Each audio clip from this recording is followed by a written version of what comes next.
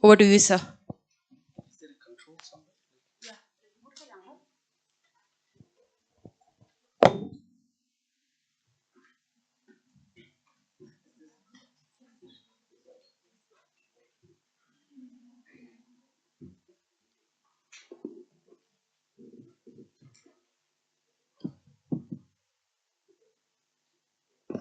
Move around. Yes.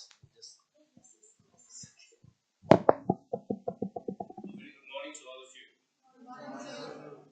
And I must thank Dr. Stanzin, Professor Kushwaha, Dean Academic Affairs, the Registrar.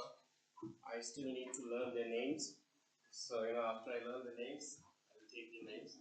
So, thanks a lot for having me. It's a pleasure to be here. I always wanted to visit Ladakh, and this is the first time that I'm here. My wife really wanted to join me, but when you have kids, mothers always, fall behind, or rather look after them. So, so that we can make some progress in life, because moms take a little bit of a backstage. So, thanks a lot to my wife that I could travel to Ladakh, be with you, be in this beautiful part of the country. I had a 1 day trip yesterday. They say you need to acclimatize for 2 days. I took half a day of acclimatization, and then I was on a road trip. And I could concur with one of the statements that was made, that Ladakh is more of a service industry or service economy, right? And one of the industries that I see around in my 1.5 day experience in Ladakh so far is tourism and travel. So there is a lot common in the travel and tourism services and services per se, right? So we will try to deliver through this course some ideas about services, how to manage the services, some frameworks, and the best way to understand and learn services and how to manage services is through case studies. Because we are a marketing discipline, and marketing, those of you who are in marketing, anyone who is a marketing student here, management student, commerce student, right? So you'll end up, somebody, a smart person once said, business only has two functions. What are those? Say it again. No. Anyone wants to give it a try? Let's make it conversational. In my class, everybody talks. I make them talk. So, and it's not my statements. Peter Drucker, who is the father of modern management, once said that businesses have only two functions. One is marketing, two is innovation. Rest follow these two. Right. And I'm not promoting marketing because I'm a professor of marketing, but yeah, you need marketing. You think of any business. Can a business sustain or survive without marketing? No. You may be the best entrepreneur in the town. You may have the best product, but you need to sell the product. You may have the best travel and tourism service, but until unless you do the proper marketing and managing of that service, are you going to remain in business? No, right? So let's start on that paradigm. So innovation is going to be a key framework through which we will derive these sessions. But today we'll start with some of the fundamentals of service management. So I call this service management through the value creation lens. And those who are in commerce, anybody who is in engineering, any other discipline, can you tell me who is from which discipline? Commerce, economics, yeah. Travel and tourism, yes. At School of Business and Law, we have a strong tourism department. I was telling Stans in the other day, we are the one of the best in the country when it comes to travel and tourism. When I say country, I mean Australia, right? So, so you will see a lot of commonality between what you are reading at travel and tourism with services and with marketing. All of this come together to give you the tools and the frameworks that you need to serve your customers. Like yesterday, Stanzin arranged, and let me start with that story. I asked Tanzin, can you please arrange a car for me with a good guide? And trust you me, this guy's name is Tashi. And Tashi was amazing. He was with me all day. He went with me in all the monasteries that I wanted to go. And he even climbed with me because I always walk and go wherever possible in a monastery. And he came with me. He paid for my tickets. And when I was about to give him the ticket fare, he said, sir, जितना का बात हुआ वो पैसा दे दो, ticket का रहने दो. You understand, right?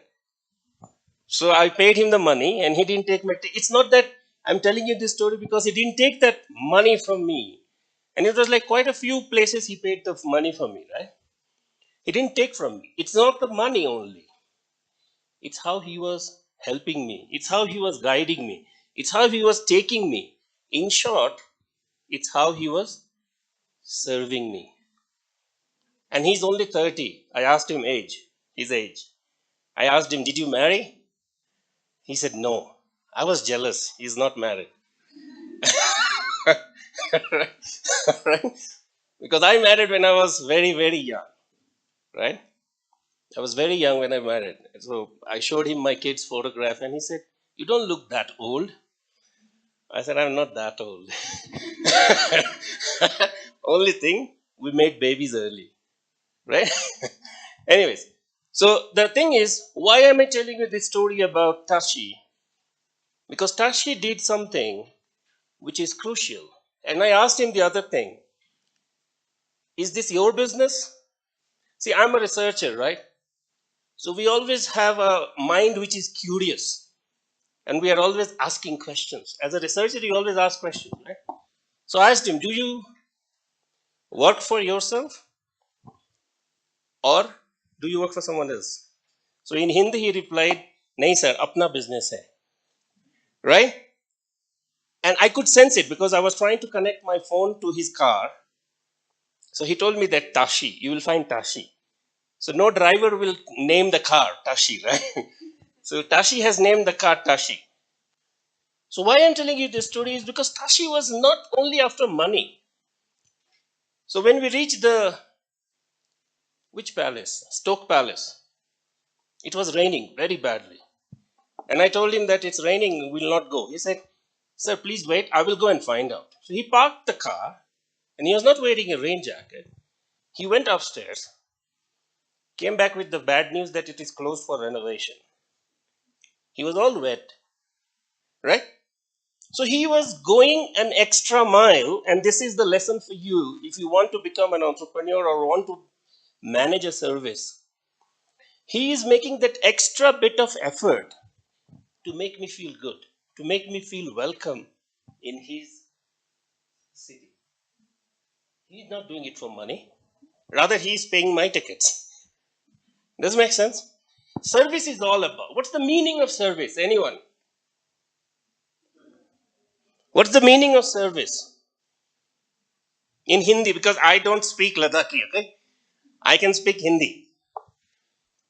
To a certain extent, Urdu, because I've supervised a number of PhD students from Pakistan in Australia. So I speak some Urdu. So what's the meaning of service? To serve. Anyone else? What's the meaning of service?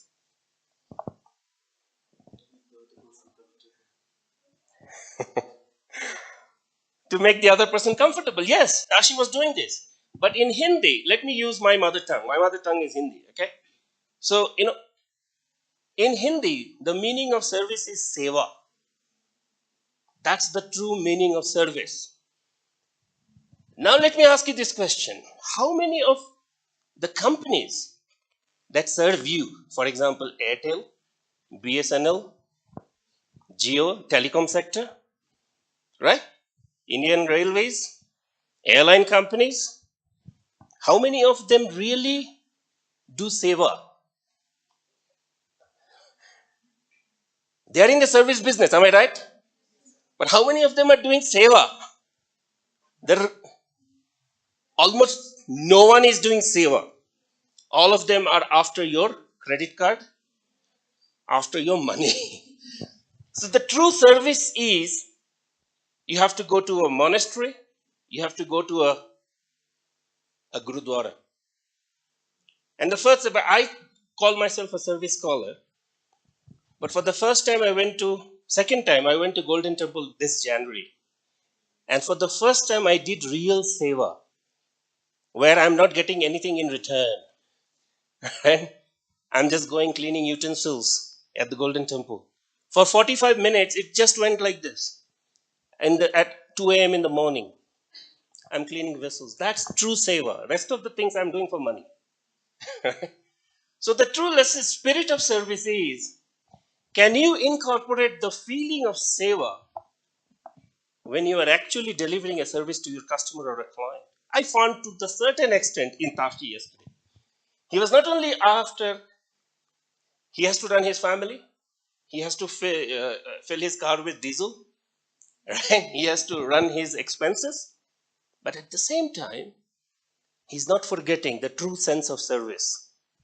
The true sense of service is the feeling of seva. To serve, someone said to serve. To serve, of course, you need money. But money should not be your end goal. You will eventually get money if you do good seva, right? Good service. Does it make sense? Right? So let's start. What is value creation? So what Tashi was doing was, Tashi was creating value for me, right? He was. So I said, I haven't had a good coffee in last 3 days. Can you take me to a good cafe? I saw a Western style cafe in the heart of Leh. He said, sir, don't take coffee from here. I will take you to Liveranda or Levanda, something. Levanda. He took me to Levanda. I bought a very good cup of cappuccino. And you know whether it is a good coffee or a bad coffee in the first sip. So I had a sip and it was bliss. It was sheer joy. So we'll start with that. So he was adding value. I could have bought coffee from anywhere, but he is taking that extra step to make me feel that not X, but Y. Let's buy from there. He's not spending money. I'm spending money. But he cares that I get a good coffee. So let's start with. So what we are going to do today is we will look through the lens of value creation. We look at how a service is different from products. So most of you, how many of you are wearing a watch today? I'm also wearing a watch. I never go out of my house without a watch. I told my wife, the day I die, don't let me go without my watch. Put a watch on my wrist before you burn me. Right? So all of you have a watch, some of you have a sweater, a pen, a pencil. These are all products. But products are different from services. We need to understand how products are different from services, right? Because if you don't know what is the difference between this mic and how to deliver a service, you can never do it. Because most of the marketing theories that are developed for products, not for services. Right? How many of you have a phone? Is there anyone in this room who does not have a phone? Right? Right? Is the phone a product or a service? It's a product. Right? But the moment you talk about Airtel, it becomes a so. So there is a way to manage a phone, manufacture a phone, sell a phone.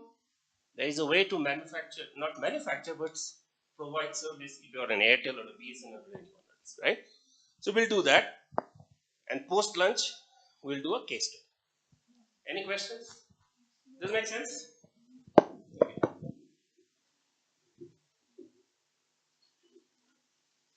Why did you choose this course? Let's talk. Let's not be silent. Okay. Why did you choose this course?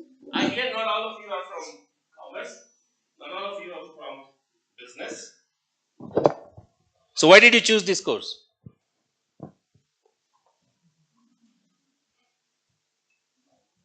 Why did you choose this course? To learn something new. Very honest. Yes. Your name, sir? Andorje. Dorje.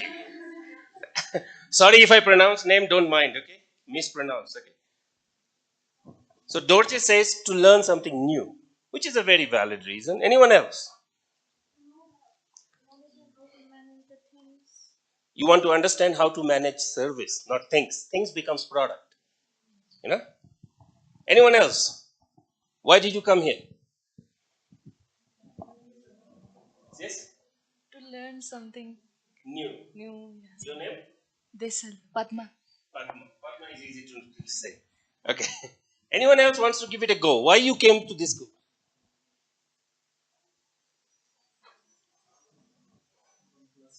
Mhm. Some of you are forced to come, right? I know. No. So I am assuming that you have come here to learn. So at the end of the fifth day, when you walk out, you should learn something, or you should have learned something. And that is the joy when our students succeed. That's the best gift that a teacher or professor gets when their student does. But why services? Why services are so crucial? You know,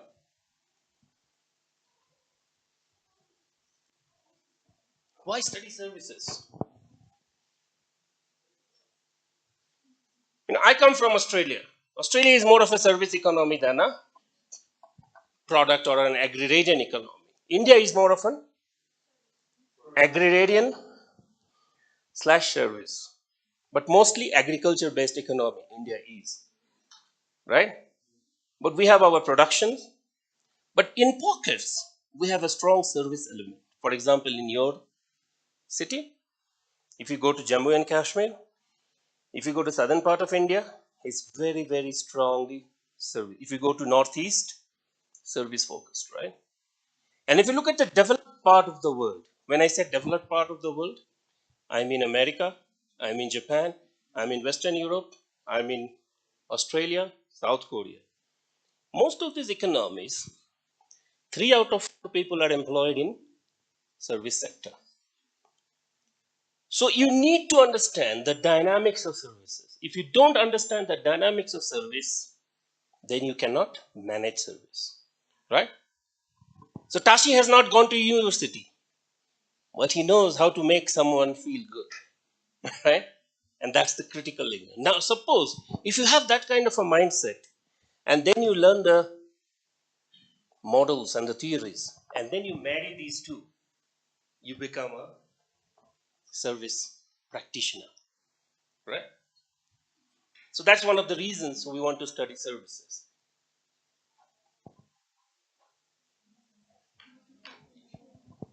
Would you like to share a bad customer experience? Anyone here? You have to speak. See, listen, I hate PowerPoints. If I had the power, I would have killed PowerPoint.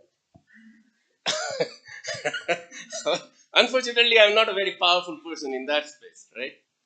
Anyone wants to share a bad customer experience where, as a customer, how many of you are customers in this classroom? All of us. Even before we are born, and that is my belief, that even before a child is born, the child is also a customer. Because I'm a father of 2 kids, right? A boy and a girl. Even before the boy and the girl has seen the world, we are shopping. We are shopping clothes. We are shopping baby products. We are shopping, shopping for names. All of that. And bang, the day this boy comes, so many companies are saying, celebrating, a new customer is born. Right? I say a new child is not born, a new customer is born. Companies are more happier than the parents. Right? Anyone wants to share a bad customer experience? Who had a bad customer experience? No one had a bad customer experience so far in your life? I cannot believe it. Trust me. I cannot believe it. No one? No one? Oh, then you must be served by some good companies. Okay.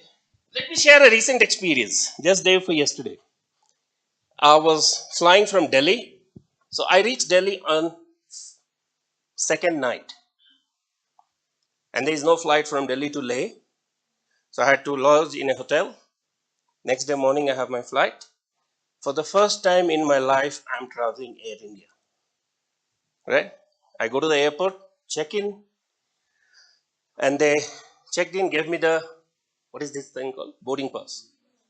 And they said that there is a lounge is there. So since it was a business class, the lounge is included in Air India, which was like, I was very happy.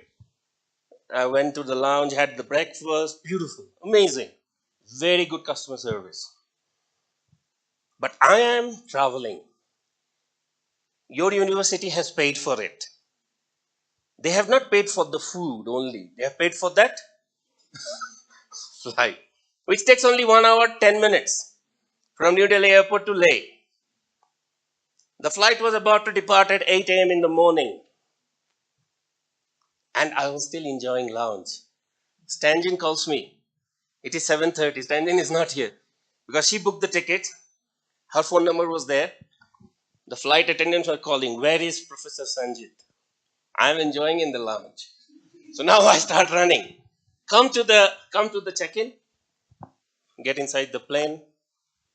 The plane starts or took off at 10:30. From 8 a.m. till 10:30 a.m., all the passengers are sitting in the plane. Stanzin is calling me, sir, plane chuta. नहीं छूटा छूटा sir every half an hour she'll say sir plane उड़ा मतलब अभी तक नहीं उड़ा 2.5 hours. How many times? Now here is the bad experience. The good experience is you go 8 a.m. means 8 a.m. It comes 9:10. Stanjin is waiting with the car. Not for once the pilot announced why there was a delay. It's all about managing customers, right? And the customer's expectation. I am expecting that the flight is, and not only me, there are hundreds like me who are waiting, right? So there is a lady who comes and I said, is there any possibility that today I can go to Leh or we can go to Leh? And she says, yes, sir. In the next 20-25 minutes, the pilot tells we can fly.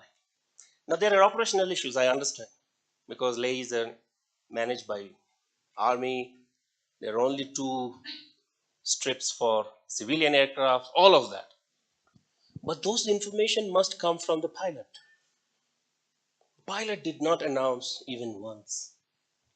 So the day started very nicely with a beautiful breakfast in the lounge, but the day didn't progress well. To me, it is a classic case of a bad experience. But I know this is not in the hands of the pilot. This is not in the hands of the air hostess because it's an operational issue. But how I could have done if I was the pilot, or how you could have managed the customer's expectation if you were in the pilot seat. Tell me, what is the best possible thing to do? Say it again. To inform what is the issue. Yes, to inform the customers what's going on. So, first lesson, make a note of this. When you want to manage services, the first thing you need to do is you manage customers' expectations. Because if you can't manage customers' expectation, you cannot manage customer service or you cannot manage services. Expectation is the name of the game. And where the pilots failed was they did not convey the message. They were not, everybody was anxious. 2.5 hours. How much can you drink, eat, and listen to music? And there is no screen also. So I can't watch movies also. Right? So the same music I'm listening, I'm tired and, and not me, all the day. So that's a bad experience. So what is the first lesson of the day? Managing service is all about managing customers' expectations. If you cannot understand and manage customers' expectation, you can never manage services. Period. Right?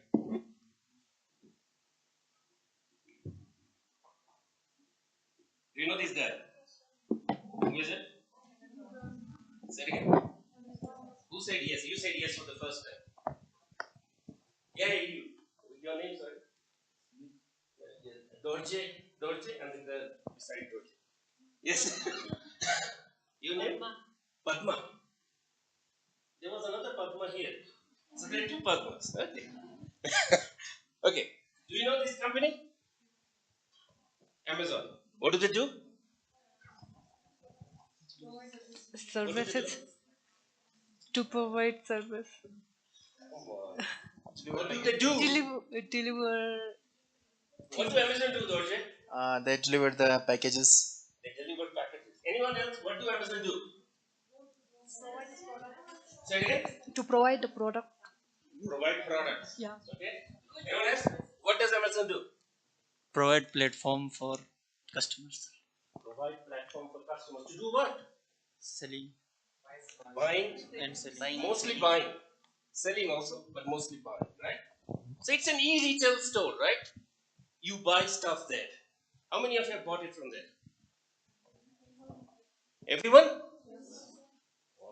But there are Indian companies. Why don't you buy from Indian companies? Flipkart.com.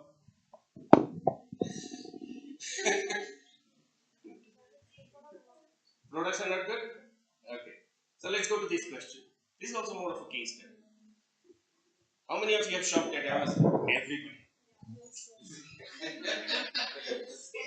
There is an ad by Amazon. They say, "Ghar ghar ki dukaan." Yes, sir. Right? See, I have not lost touch with India. I am outside India, but India still resides inside me. Right?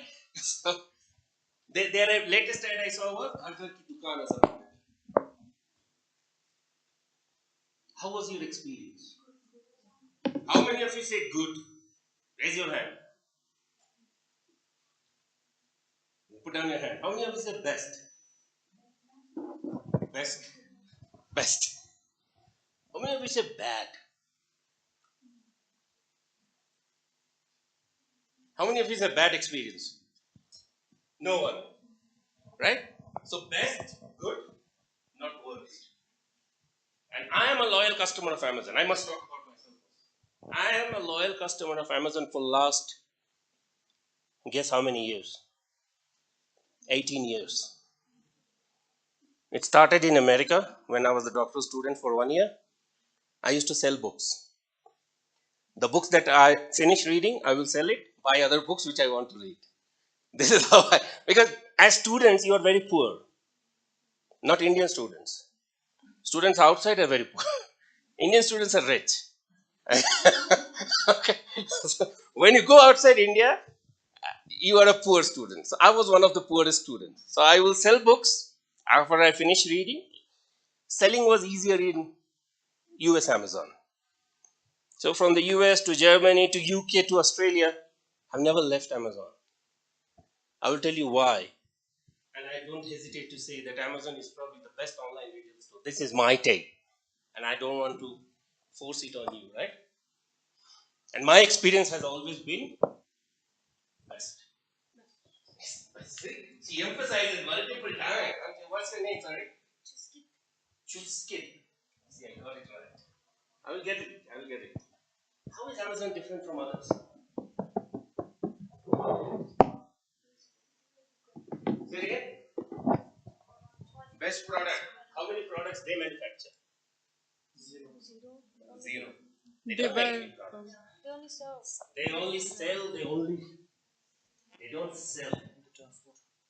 They don't sell. They don't transport. They serve. How many of you have called Amazon? When there is an issue, good or bad, you call the customer helpline, right? How many of you have tried calling Amazon? God, all of you have bought from Amazon. Now don't disappoint me. How many have called? So there's only two possibilities. None of you have called it, or some of you have called it. There's no third option. So none of you have called Amazon. Have you tried calling? So after the class, during the lunch break, try to find a number on Amazon's website to call Amazon. Why are you laughing? Say it again.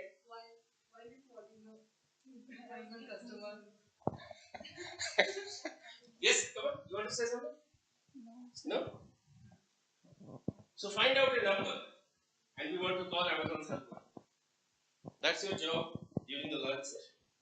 You can do it. But you have to find it on Amazon's website. Not on Google. Right? If you find it, give it to me. Sorry? There is no number. There is no number on Amazon's website. You cannot call Amazon. Because Amazon says there is no need to call Amazon. Their service is so good that you don't need to call Amazon. But you can chat with Amazon. So they have a chatbot. But once I ordered medicine for my father. So every month I order medicine for my father because after retirement he chose to live in a village. Right?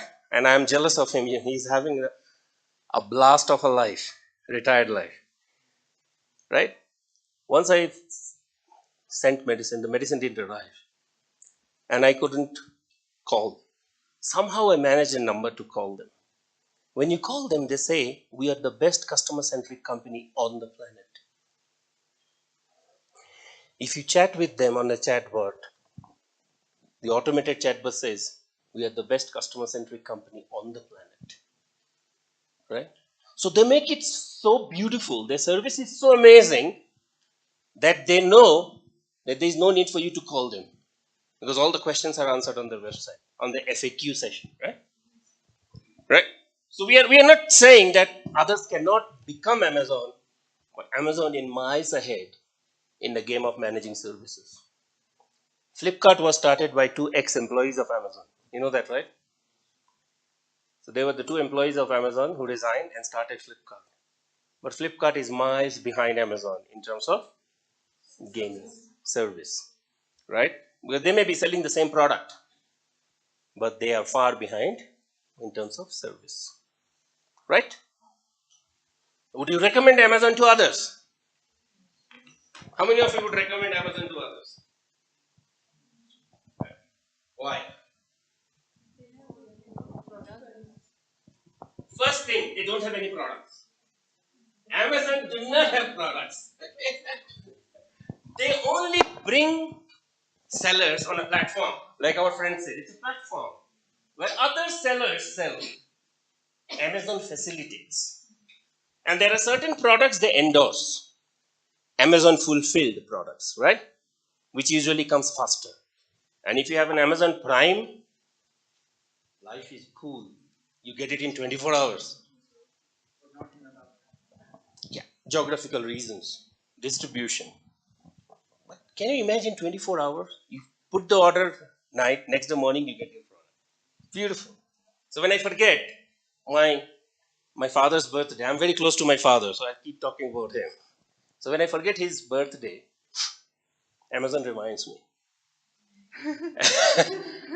And I choose Amazon every time to send him his birthday gift. And Amazon delivers in the village that he lives. And guess what? My father's house does not have a house number. It only has a village name, the post office name, and there is a pin code. And it delivers. Would you recommend? Why am I asking this? Every company that you buy today from, they will ask this question. And I told Tashi yesterday, I keep coming back to Tashi, that if any of my friend ever visits Ladakh or Leh region, I will give your number to him or her. They will contact you. So recommendation is key, right? Recommendation brings more business. Recommendation or positive word of mouth is key. Does it make sense? Yes? So deliver such a service, and this is my aim also. When I teach, I become a company. I don't become a human being. Right? I become a one-man company. And I believe the best I teach, the best service I provide, my doctoral students love me. My PhD students love me. I have supervised half a dozen PhD students. You know? And I have around 4 already supervising at the moment. They just love me, not because I look good. I'm getting old, but I still look good. As a marketer, that's the first lesson. You need to believe in yourself. You need to believe in your product. You need to believe in your service. If you don't like yourself, nobody likes you. Right? Somebody told this. It's not my sentence. I only apply it in my life. Because I have to love myself first. Tashi has to love his work first before I recommend Tashi to others. Amazon loves Amazon first before you recommend Amazon to your friends. So you need to love yourself first. It's not selfish. Because if you are well, you can only serve. Right? That's the key lesson in marketing. You need to first be in a better shape. My students love me. 100%. All of them love me. Just because I don't teach them. I don't supervise them. I serve them. I don't supervise them for 3 years, and for 3.5 years we have a PhD program. I don't supervise them for 3.5 years. That's transactional, right? After 3.5 years, वो अपने रास्ते मैं अपने रास्ते. That's not my game. I am playing the long-term game. I build a relationship for a life. Right? A quick example, and then we'll move on. So last year I was in London. So my first PhD student was from Pakistan, Lahore. They live with their full family in South London. I texted him, I'm going to London and staying in London for 3 days, then moving on to other parts of UK. This guy texts me back. He says, Sanjay, he was only 5 years younger than me. Right? He says, you have to come to our house. I said, sorry, but I am not driving in UK and I hate public transport. He said, don't worry, I will come to pick you up. I left UK in 2014. I went back to UK in 2024 after 10 years. After 10 years, this guy comes. He picks me up. He drives for 1 hour, picks me up from my friend's house, takes me to his place. We have very good time together. He drops me back. Is there a lesson for you here? I didn't supervise him. I built a relationship for a life. You don't sell a service. You don't sell a product. You make a relationship for a life. And that's the key for service management. Do not make a note of this one. This is your key takeaway today. Do not be transactional in your approach. Transactional means you buy once, you forget. Or you sell once, you forget. That's transactional. Be relational in your approach. Means build connection with your customers. Serve them so well that they think Amazon next time they want to buy anything online. Right? Right? Do so good to your students that next time there is a PhD student coming from Lahore. So I have a postdoc student who is coming from Islamabad next month. Postdoctorate. He is being recommended by another PhD student. He said, go to Sanjay. He'll look after you. So I am a one-man company. I run myself as a company, not as a human being. Can you run your business with this mindset? What is the mindset? The mindset is don't be transactional, be relational. Make connection. Make human connection. That makes Amazon, Amazon. Right? So there are 4 values. And this is key takeaway again. That you must. So we want to deliver this course through the lens of value creation. Am I right? So there are 4 types of values that any service company can create. What are those 4 values? We'll show you and then we'll go ahead one by one. So as a service company, you are in the business of creating value. How is Amazon creating value? So you buy from Amazon, it gives you a delivery promise. By 21st of X, say May, your product will reach you. And it will reach you 9 out of 10 times. You are creating value for the customer. If it doesn't reach you on 21st, are you happy? No, you're unhappy. Because Amazon has not kept promise. Amazon promised 21st, didn't reach you. So one of the first values that any company, is there a pointer in this one? No, there is no pointer. Okay. So what Amazon does, or what say yesterday I went to buy a coffee, right? From what's the name of the cafe? Lavender. Right. I was looking for a coffee, right? I went to the counter and waiting. Everybody is busy serving others. Nobody attends to me. Then there was a gentleman who came to me. He said, "How can we help you, sir?" I said, "I need a cappuccino." And then I said, "Okay, so wait. Can you do 2 shots?" He said, "2 shots, okay, very good." Then I forgot. I said, "Okay, can you make it extra hot? My coffee has to be extra hot." I said, "Okay, sir, we'll make it extra hot." They made it beautifully. The guy made the coffee. I had the first sip then at the counter before I left the cafe. And it was good. And then I left. And Tashi was waiting, got into the car, he dropped in the hotel. What value Lavender created from me out of these 4 without knowing what are these values? Which value Lavender created for me?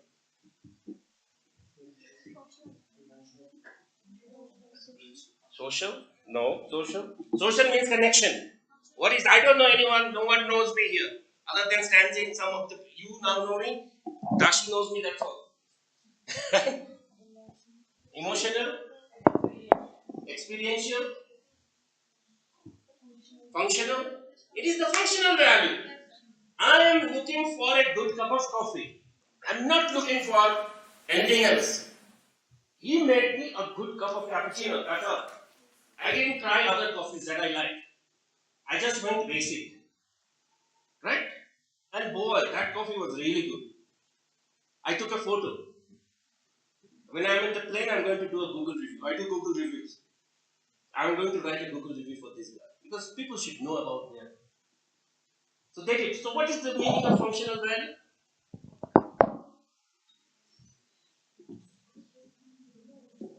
Functional value is whatever you promise, you deliver that.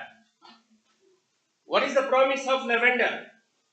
Every time you come and buy a tea or a coffee from me, I make you a good cup of coffee, a good cup of tea, and that is functional value. Every time you place an order on Amazon, it reaches you on time. It's a functional value. And if you don't make a good cup of coffee, no matter how beautiful the interior decoration is, I care a damn about you. Does it make sense? Right? For example, I'm staying in this hotel. What is this name? Lakru Boutique Hotel, right? Now, I'm very particular about what I wear. Okay? So in the morning, I opened my box, took my shirt out, and the shirt was all scrunched. I ironed all my shirts. I didn't iron my wife. I can't iron shirts. Can you imagine? So, my wife helped me. She ironed the shirts, folded it beautifully, and kept it in the box. And you know how far we have come. Shirt is crunched up, and I cannot wear that shirt. And there is no iron board in any of the Lucknow hotel rooms. And there is no ironing. There is no ironing facility. And so I went to the reception. I said, "Can I have an ironing board and an iron? I will try to iron a shirt." They said, "No, sir, we don't provide that." I said, "Then what should I do?" "Oh, we'll call the laundry." The laundry guy came. I gave him 2 shirts, and he ironed. And then I found one of them which I want to wear with this suit. I went with this. What I'm telling you is, the hotel is in the business of making me feel good, right? Their food is good, their bed is good, their toilet is clean. But there are a few things they don't have. One, they don't have an iron board. They don't have an iron. They don't have a locker. You cannot imagine, it's a 4-star hotel, I believe. You cannot imagine a 4-star hotel without a locker facility in the room. Because every time I'm going out, I'm carrying my passport with me. What I do is I lock it. This makes sense to you? So we are moving from functional values. A hotel. So what is the purpose of a hotel? The purpose of a hotel is I come too late. I'm staying here for a week. They will give me a good bed, good food. But it's not. Hotel stay is not only about good food, good bed. It's also about other experiential elements. So which value we are moving from a functional value? If it was only hotel, I could have gone to a backpacker's hostel, which I will never go. God should bless me that I don't have to stay in a backpacker's hotel. So we are not only delivering a functional value here. We are moving from a functional value to experiential value. So it is a message to the crew that at least have a locker and an iron board. Because when people travel long distances, their clothes get disturbed. My suit was saved because it was nicely in a suit bag. So you can't disturb it. But other things get disturbed. Right? Even in a 3-star hotel, you will find ironing board. But they may have their own reasons. I don't know, I want to get. But this is where you move from functional value to experiential value. But that's not enough. As a service provider, you can create one or more than one of those values. But functional value you have to do. You have to give a good bed, good food, clean toilet. These 3 are essential. And then rest are experiential. Right? There is a typo here, okay? The emotional is actually economic. Can you make a change in your book? So it's emotional is not emotional, it's economic. Sorry for that, so I'll change it and give it to stanza. If anybody is interested, you can take it. What is economic? Economic? Who is from economics? So economics is all about money, am I right? And economics is called the father of marketing. Like psychology is called the mother of marketing. Economics is the father of marketing. But marketing is a derived discipline, right? So when I say economics, now when I come here, I ask Tenzin, where are you going to put me up? Which hotel am I going to stay? Right? And she says, this Lakrut is a good one. So the first place I go is booking.com to check out the reviews. And even before I check out the reviews, I see the photographs of the bed. The bed has to be good. At the end of the day, when I'm on the bed, I must fall asleep in the next 10 minutes. Right? Then I saw the reviews and everything was good. Then I said, Stanley, it's fine, it works for me. But if it was me booking, I would have rather chosen a different. But here I am dependent on your university. Right? But there is no problem. These hotel people are very good. So in a hospitality service, a critical element is people. The lady at the front desk, the guy at the front desk, they are beautiful people. But it comes at a price. Now, if you can stay in a 1-star, 2-star, 3-star, 4-star, 5-star, right? And 7-star. How is the price different here? So I'll tell you a quick story. 2023, we were traveling in Vietnam. So I went for a conference, and I travel a lot. And I loved Vietnam. So immediately I called my wife, how about a holiday next month in Vietnam? And she said, next month? I said, yes, next month. Let's do.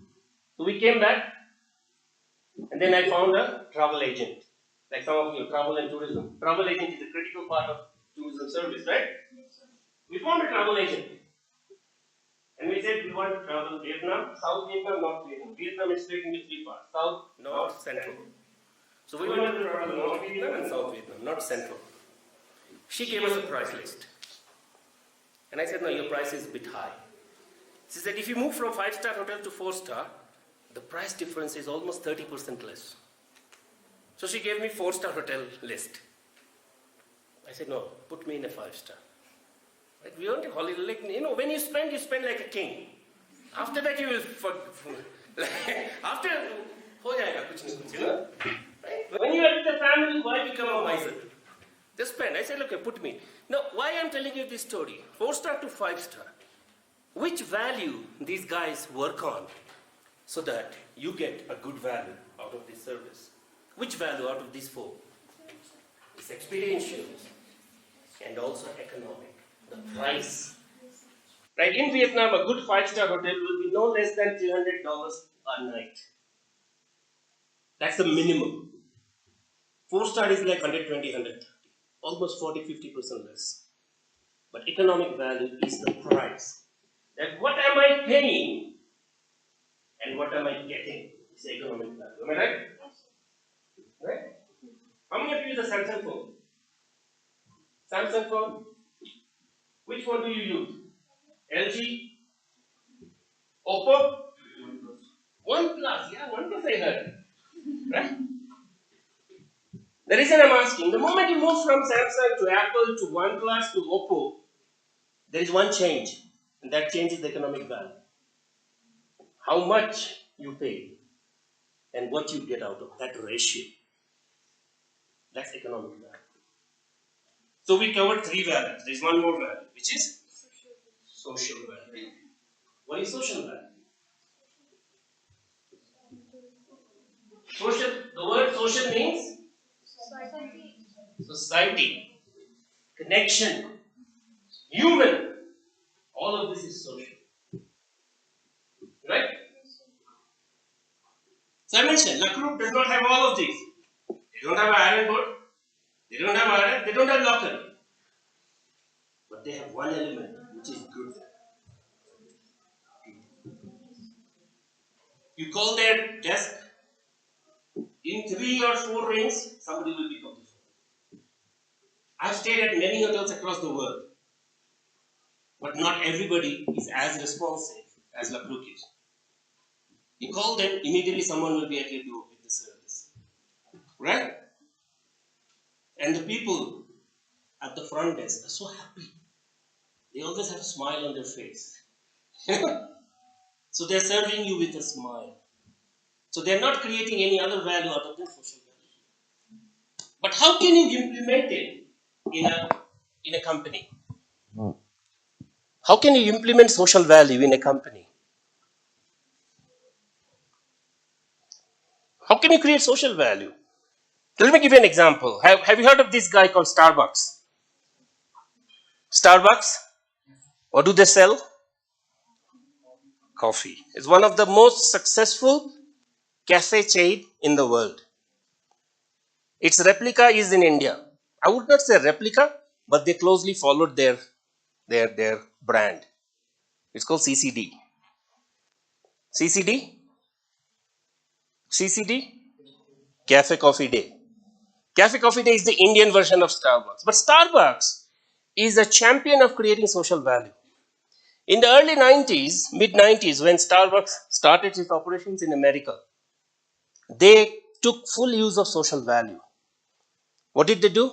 At that time, there was an expensive item in the whole of the world, which was called Wi Fi. Wi Fi was an expensive item. Today, Wi Fi is very cheap.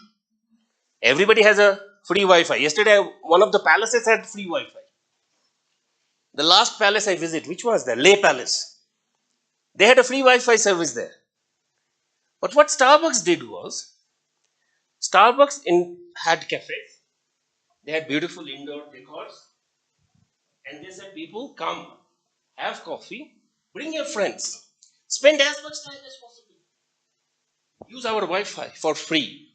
Wi-Fi for free in 1990s is a big deal. So what was Starbucks doing? Starbucks was giving you a reason to come to Starbucks with your friends and socialize at Starbucks over a cup of coffee. Does it make sense? So which value it is creating? Their coffee is not the best. They are creating social value. They are also creating experiential value. Not to a large extent economic value, no. Their coffee is expensive. Yesterday I had this cappuccino for 150 rupees only. A regular cappuccino. If you buy same coffee at Starbucks, it will be 550 rupees. Or even more. So it's almost 4 times expensive than your coffee. And trust me, your coffee is better than Starbucks coffee.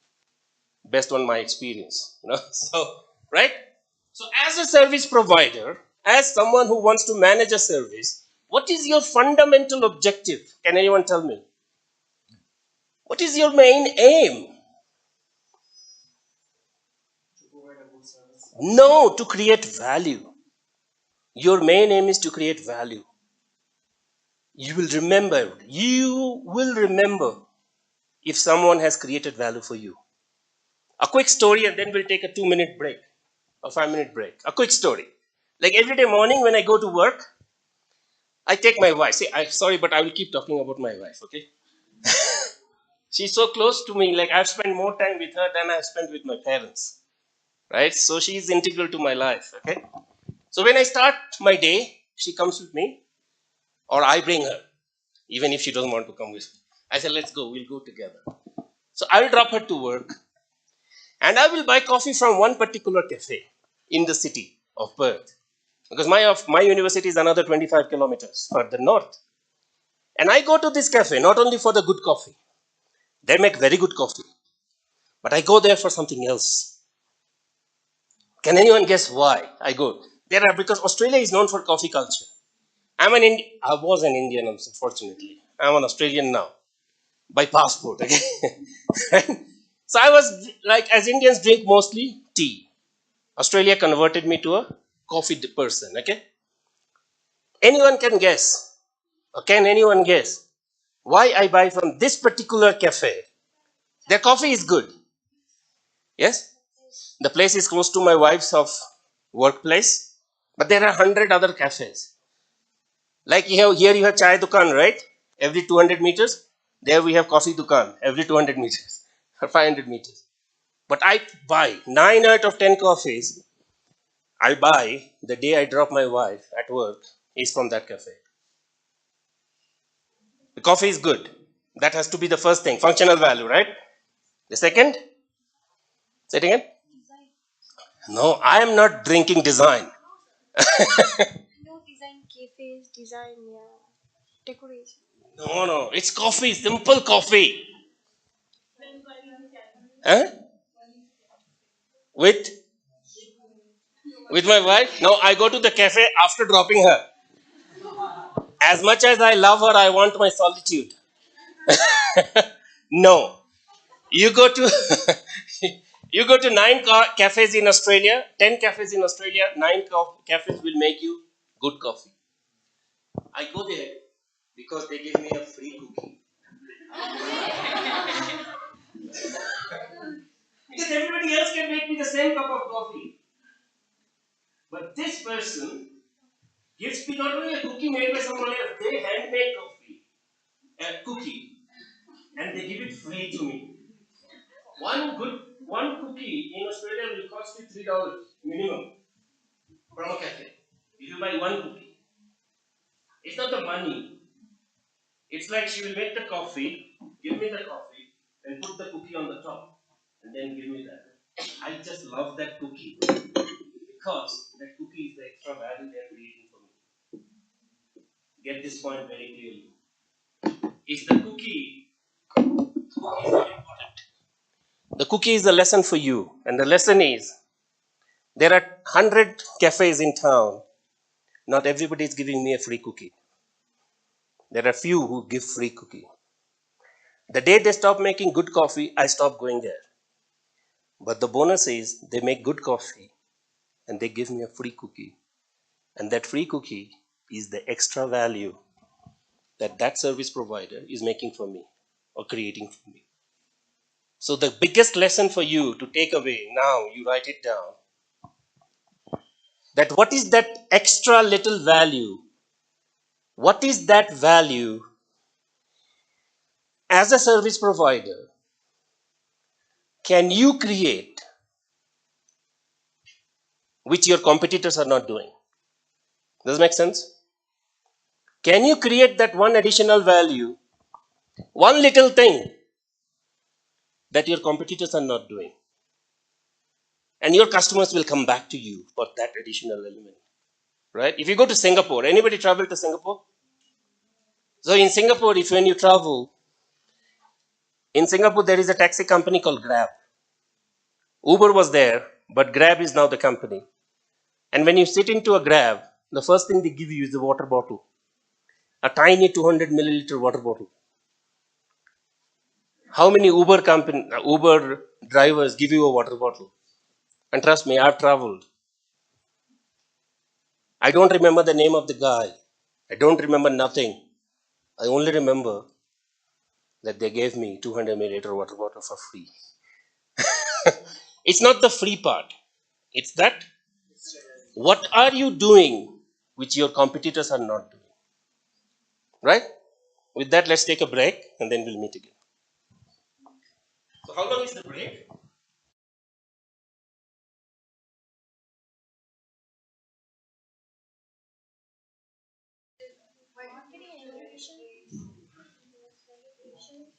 Managing our service is all about managing customer expectation. That is the first learning.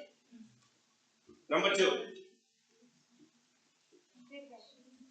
managing service is all about creating value. How many types of customers value you can create? Four. Social, economic, experiential, functional. There is an acronym for this that I use. FEES. FEES. If you put the first letter of all the words, you remember it easily. FEES. F for functional, E for economic, E for experiential, S for social. That's the best way to remember it. FEES. And you create FEES, or you give your customer one reason to come back to you, to create service. And this is in any service. Be it travel tourism, be it hospitality, be it electronic retailing, be it physical retailing, be it airline services, whatever. Right? So let's move. Now we'll do a bit of a sprint.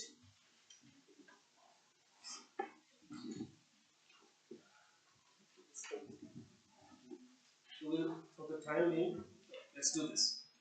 So this is another lesson which is very important. So if you want to be a service provider, now value is the your jugular vein. I learned this word jugular vein. From whom? From the Pakistan general Asif Munir. He used this word jugular vein in his speech of 16th April. That Kashmir is our jugular vein. Like value is the jugular vein of service management. So we just now learned there are four types of service values. Now we are learning that how you can create those values. Because as a company, you want to create those values, right? FEES. How you can create that? If you are an airline company, how you do this? If you are a cafe, how do you do this? If you are a railway service provider, how do you do this? It is applicable to almost every services. So let's start with something called operational excellence. Now this is the key. We said Amazon. All of you have shopped from Amazon, right? Now I'm not promoting Amazon, but we are using Amazon as a case. Now why is Amazon so successful? It is because, and you can go to YouTube and listen to Jeff Bezos, who is the CEO of Amazon. And Jeff Bezos, in his own words, says that Amazon is Amazon because they are great at operational excellence. You make a purchase today, and it reaches you in 24 hours, depending on the geography. How beautiful and how fast and how organized that system is. And the payment and other things. If there is an issue with the product, you don't have to call anyone. You just have to go online and say there is an issue with the product, I want to return it. 9 out of 10 times, no questions asked. And it gets refunded and returned. So they will make every effort to help you. That's operational excellence. It's all about operations, right?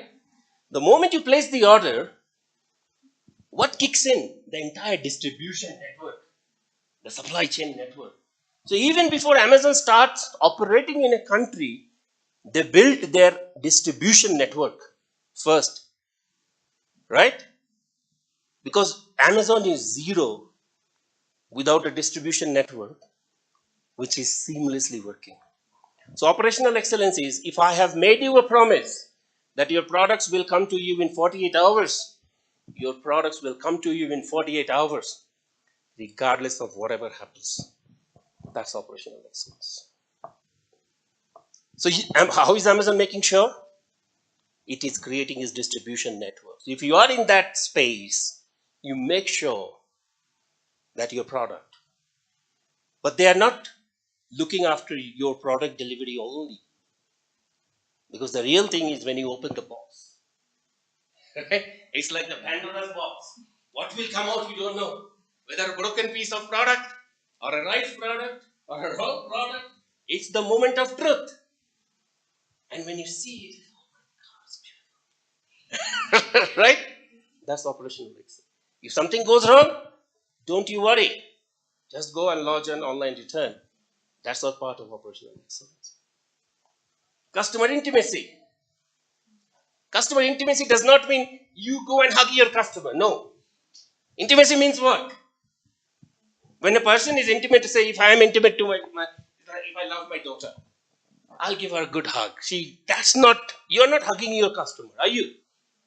So what is customer intimacy? Say it again. How? How is the question we want to understand here? That there are 4 types of values, but how do you create that value? No. In today's, no, no, today, Amazon doesn't know door to door, sorry. In today's world, this is critical. Some of you will work in the AI field. Some of you will become data scientists. Some of you will become operations manager. But today, all of you are sitting on a time bomb. All of your mobile phones are your time bombs. Your mobile phone knows you more than your parents know about you. Right or wrong? And through your mobile phones, your companies know you better than you know about your tastes and preferences. So Amazon has the ability today to predict whether you are a pregnant woman who is making a purchase online based on your purchase history. Data. They say data is the new oil, right? So you have made purchases. So based on their purchase history, they have developed AI algorithms which are so immaculately designed that they can predict your best next purchase. I remember when I used to sell and buy books from Amazon all those years ago. I will not tell how long years, all those years ago. If I buy a book on marketing, next time I log in, they say, people who bought this book also bought that book. You will see that even today on Amazon in other things that you buy. When I buy a BP medicine for my father, it gives me people who bought BP medicine also bought cholesterol medicine. Oh, my father doesn't need cholesterol. Right? That's the algorithm. Means it knows you and it helps you to understand customer. And if you understand customer, what happens? You serve them better. Right? I go back to Tashi. Tashi is no AI genius. He didn't meet me before he came to see me, right? He only knew what is my itinerary. I gave him an itinerary. These are the things I have to finish today. And he did a mental map that what is the best starting point and what is the route to take so that we can cover all of this. Does it make sense? So he's trying to help me. But you have to give some information to him. Like that. You like it or you don't like it. The moment you use your phones, you are giving information out to those companies. When you log in, you have cookies. Not the coffee cookies. The cookies on the website, they follow you wherever you go. If they can be used in a right way, you can help customers. That's customer intimacy. Finally, product leadership. How can you become a product leader? Product leader means you are the best in the business. You are the best airline company. For example, Singapore Airlines. Singapore Airlines has been rated one of the top 10 airline companies in the last 10 years. Every year. Why?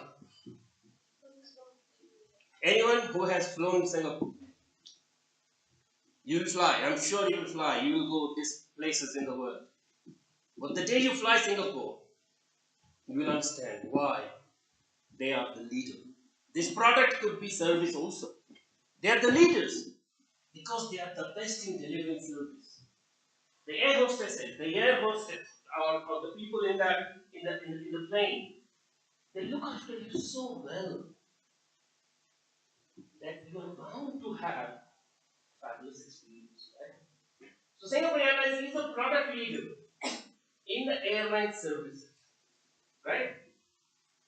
Any other company that comes to your mind in any other sector where it's the market leader, is the product leader in that space.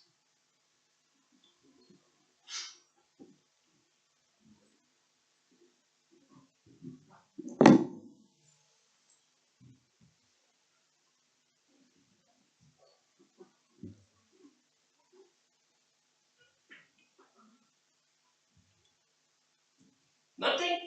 My God. Amazon, take Amazon. It is a product leader, right? So there are three ways that you can create value for your clients. And when you start managing services, you need to be best at not one of these, but more than one of these. Let me take the example of Dell. How many of you use the Dell computers? None of you. That's okay. Dell is an American computer manufacturer. But when Dell started its business, there were three big companies in the market: IBM, HP, Compaq. Have you heard of Dell? Now, Dell could not compete with IBM, it was the market leader. Dell could not compete with HP, it was one of the best products even today. You don't see Compaq because HP acquired Compaq a few years ago. So it's two companies now, one.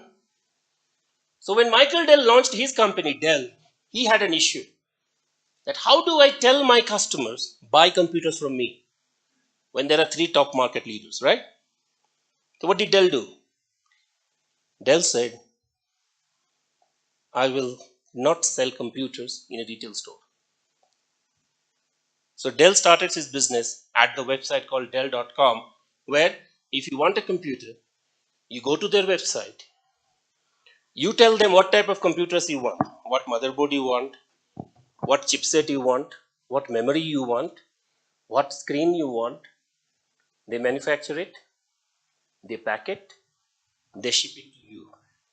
So there is one computer which is only made for Padma 1 and Padma 2. So these are two different computers they have made for you. So what did they do? It's a direct to consumer business model, right? There is no middleman involved. If you want to buy a computer today, what do? You go to an electronics store. That is the first stage. Or you go to an online electronics store. Here there is no store business. You go to Dell.com, give your specifications. So which out of these three Dell used to become Dell?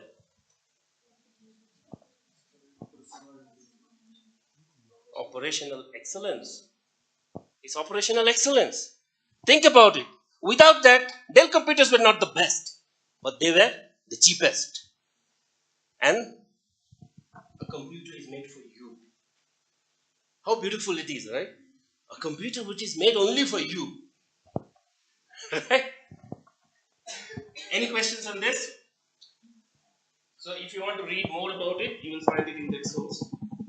Ritchie and Viersima, Harvard Business Review, 1989. So we need to move a little bit faster here, okay? There's another way to create value if you want to become a service provider, right? Which is called co-creation of value. Know what is co-creation? Co-creation with like that, right? So when you buy a computer, what do? You go to a store, somebody has already made a computer, you buy it. But in the case of Dell, you go online, you give your specification, then Dell makes it for you. So it's the company and the customer together making a computer for you. However, other companies are making computers for everybody. You just happen to be one customer. So co-creation means what? I involve my customer. So in the travel and tourism sector, can you use co-creation of value as a way to create value for your customers? Those who are in travel and tourism. Travel and tourism, I had someone from tourism. Yeah, two of you are from tourism. How can you use co-creation In your travel and tourism business, how do you personalize? According to the need of the customer. Say a customer has 5 days to spend in Ladakh. Then you ask the customer, what is your requirement? How do you want to travel? What is your thing? Like my travel agent in Vietnam. I gave them 9 days we have. Make me an itinerary for 9 days. Now here the customer is working with the company to create something of use to the customer. Does it make sense to all of you? Right. That's co-creation. So there are 4 ways to create value. What are those? No. Those are value types of customers. 4 ways of making value. How part of it? Product leadership, customer intimacy, operational excellence, co-creation of value. Right? Sorry for the interruption. Yeah. This is a once to meet this. Yeah. Now? Yes. It is living. Okay. So sorry for the interruption. You take some more oxygen. I will go and meet Vice Chancellor and come back.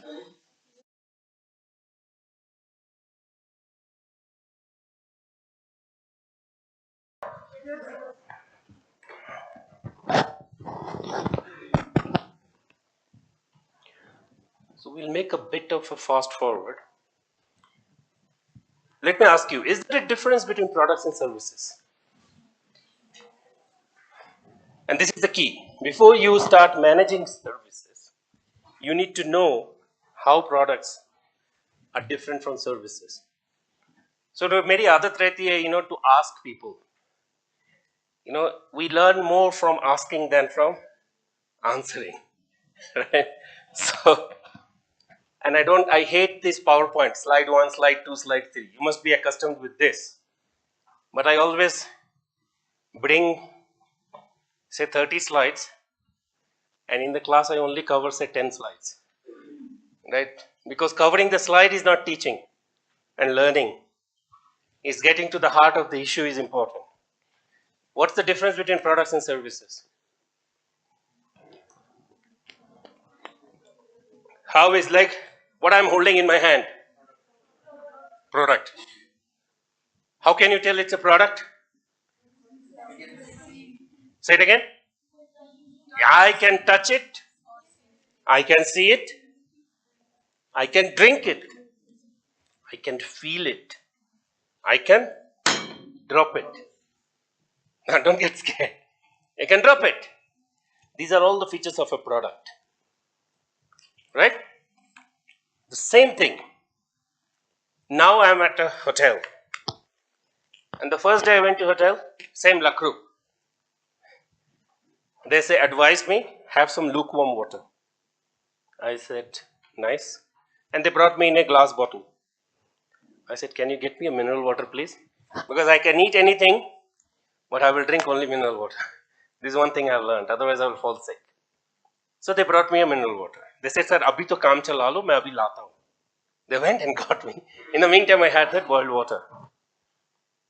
What is this? Service. It's the same water in a different context.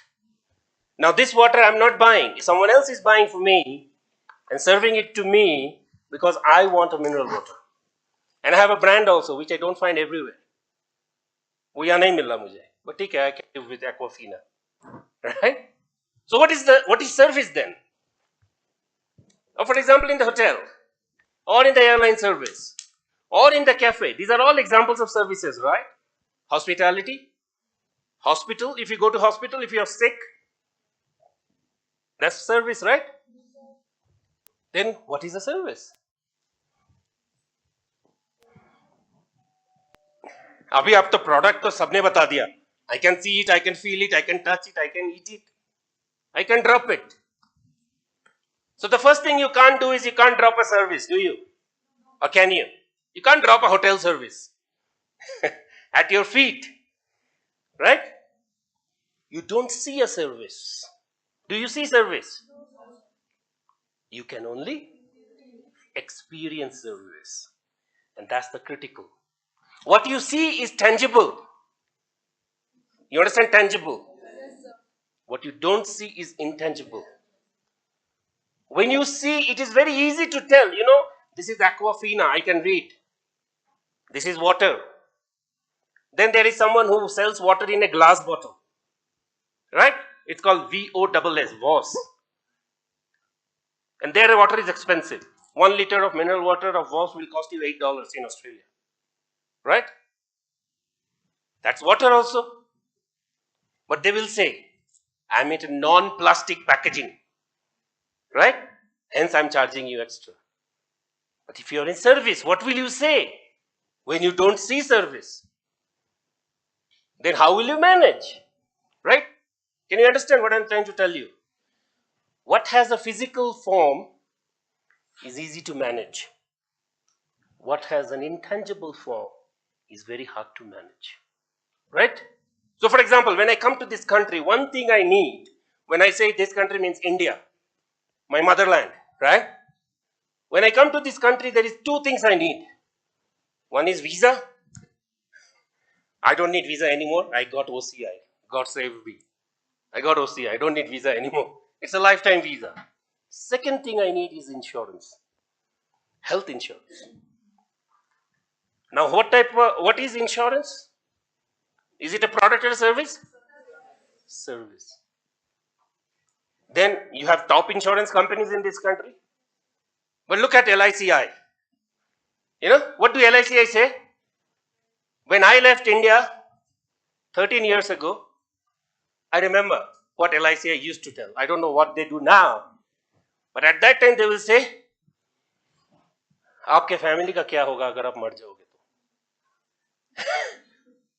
Is it the best way to sell an insurance policy?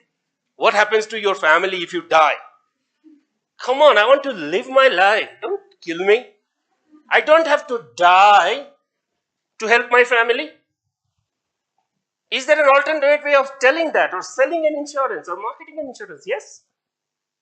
So there is someone who came who said, Zindagi ke saath bhi, zindagi ke baad bhi. I don't remember the brand name. You can Google it. What LICI used to promise was only zindagi ke baad. But you know how insurance companies work. You are not here to see whether your wife or children are getting the insurance money. Right? So someone figured this problem out, a competitor. And the competitor came to the market, he said, this guy is promising कि मरने के बाद क्या होगा? Now this guy says, जीते जीते क्या होगा? So he says, or they say, जिंदगी के साथ भी, जिंदगी के बाद भी. Right? So it's all in how you communicate. It's all in what you promise. So what was the promise of LICI? आप मरोगे तभी benefit मिलेगा. Right? And what is the promise of the new company? जिंदा रहोगे फिर भी मिलेगा. 2 different companies, same service. What is the service? Insurance service. But 2 different platforms. Does it make sense? Right? So products are different than services. And how they are different is important for you. Because there are certain things which are pure products and certain things which are pure service. Pure product is like a salt. You know salt? What is a salt? नमक. नमक होता क्या है? नमक होता क्या है? खाने में डालते हैं? मुझे तो पता ही नहीं था नमक खाने में डालते हैं. Did you know? नमक खाने में डालते हैं. Oh, wonderful. नमक कुछ भी नहीं है. Salt is a salt is a salt. Right? That's the pure form of a product, right? You can't go wrong with salt or sugar. It's pure product. The moment you go, say sugar. अब sugar को आप coffee में डालोगे तब वो service बन जाएगा. Then cafe or coffee is a pure service. Or teaching, for example. What is the product here? What is the service? I consider I'm in the business of service. What am I offering you? Nothing. I'm offering you nothing. I'm just sharing a knowledge. I'm not imparting knowledge in your brain. I can't open your brain up and say, "Jao knowledge andar chale jao." No. I can only share stories, frameworks, knowledge. You learn from it. My PhD supervisor used to tell always, And he's like God to me. He's no more. He used to say, students can never be taught. Students only learn. There's a big difference between these two words. Okay? Students only learn. You can never teach a student. He never taught me. I became his biggest fan. So I never teach my students. Following my supervisor. He's like God to me. So there is pure service and pure products, right? So teaching is pure service. Insurance is pure service. Hospital is pure service. Hospitality is pure service. But there are certain elements which are in between also. Like, for example, I have not seen a McDonald's here. Is there a McDonald's here? Thank God it's not here.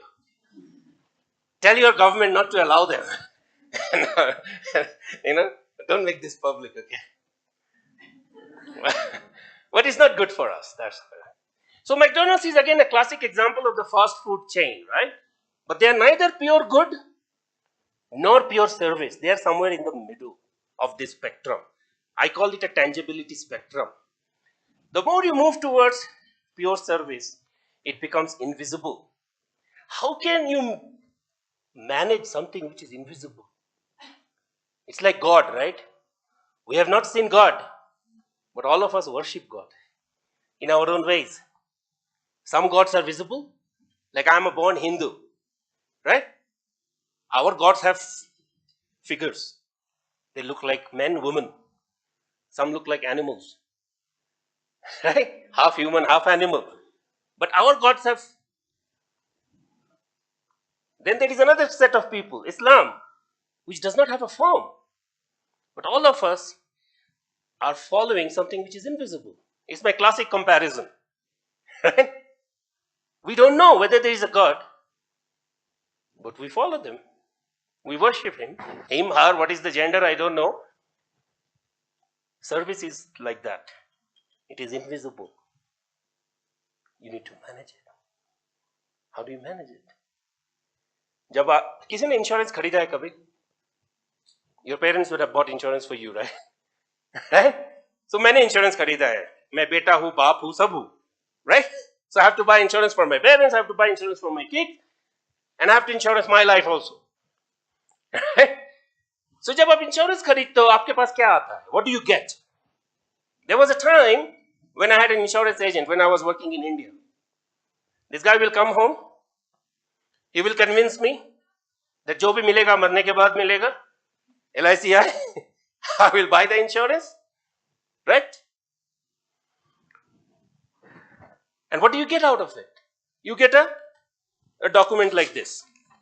I still have those documents. All of this has expired, but I kept them as a memory. Physical document मिलता था. आजकल तो वो भी नहीं मिलता. Ask your parents.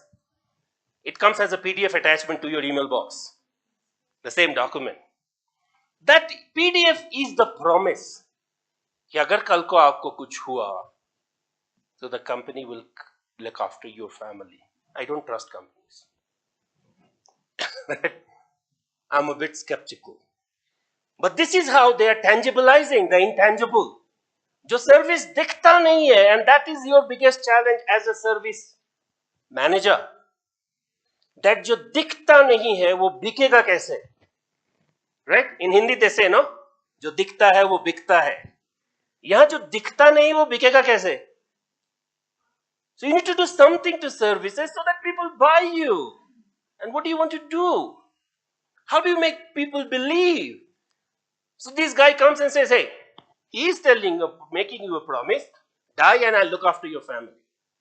I make you a promise, live and I'll look after your family. Big difference, right? So tangibilizing the intangible, and make a note of this. This is a very, very strong takeaway today. Tangibilizing the intangible. और जो stories मैं बताऊंगा, I'm not telling you the stories for the fun. I'm telling you every story has a lesson. Now let me take you back to my coffee and cookie example. Right? They're in the business of cafe. They are creating functional value. But they are tangibilizing it by giving me an additional cookie. That's their way of tangibilizing the intangible cafe service. right? जब ताशी के साथ मैं कल घूमने गया, what was his cookie? His cookie was he didn't charge me for the entry tickets. What is going to be your cookie? Think about your cookie. Did you get the idea? What is your cookie for your customer? If you can figure out your cookie for your customer, you have figured out service management. Take it from me. और कुछ नहीं सीखना पड़ेगा और भी. But this is the bottom line. Right? Make the service visible. How do you make the service visible? How is Lakruk making this service visible? Lakruk probably is training people who are at the help desk to deliver service with a smile. Right? अब कोई खरूस बंदा बैठ गया. You understand खरूस? A grumpy guy or a grumpy lady. आप check in कर रहे हो. And somebody say, okay, give me your passport. Give me your OCR. Right? Whereas someone says, sir, can I have your passport, please? Remember two magic words in service industry. Thank you and please. And if something goes wrong, an apology in terms of sorry. It will take you a long way. So the biggest challenge is tangibilizing the intangible.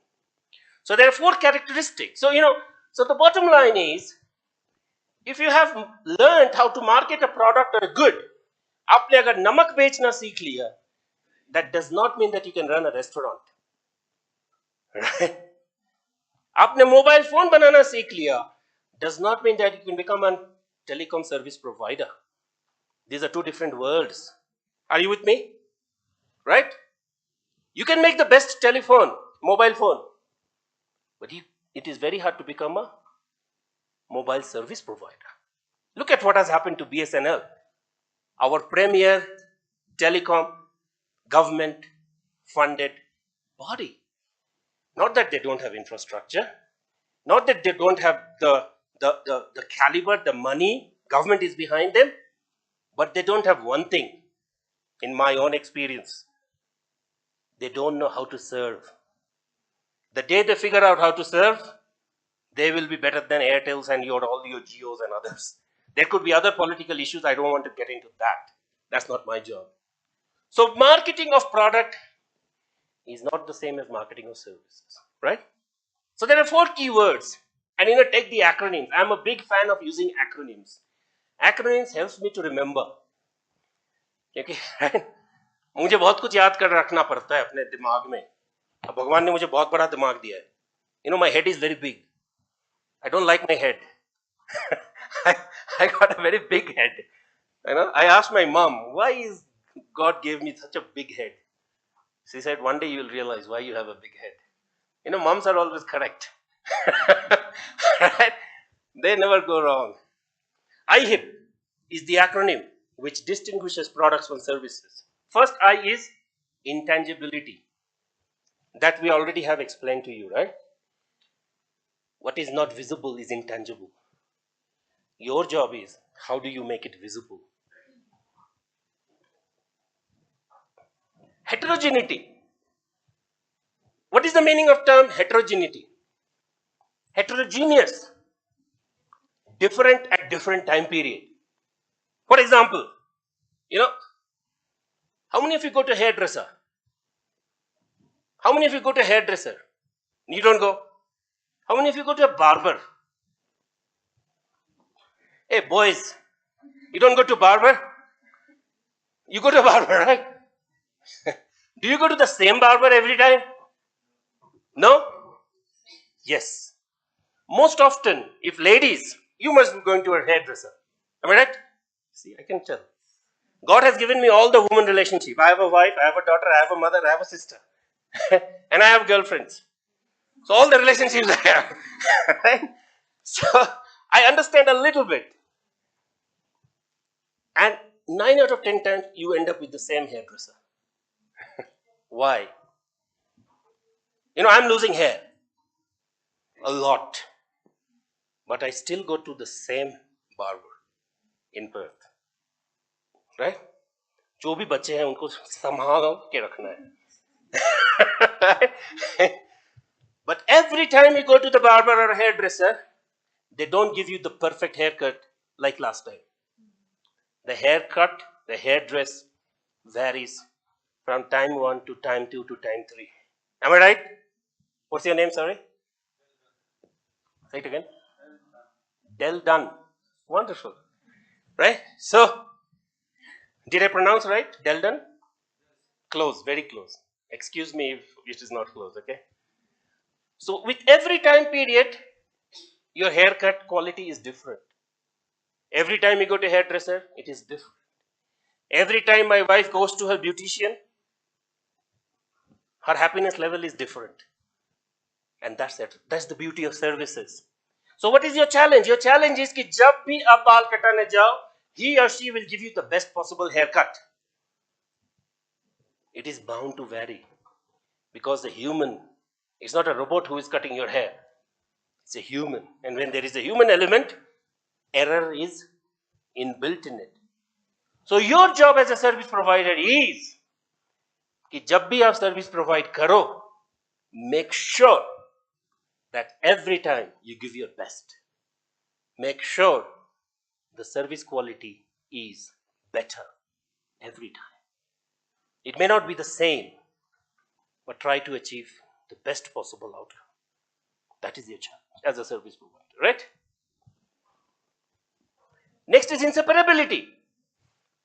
Now, if Delden wants to say that, okay, I want to stay home and still get the hairdressing service, can you get it? You can get it. You have to call.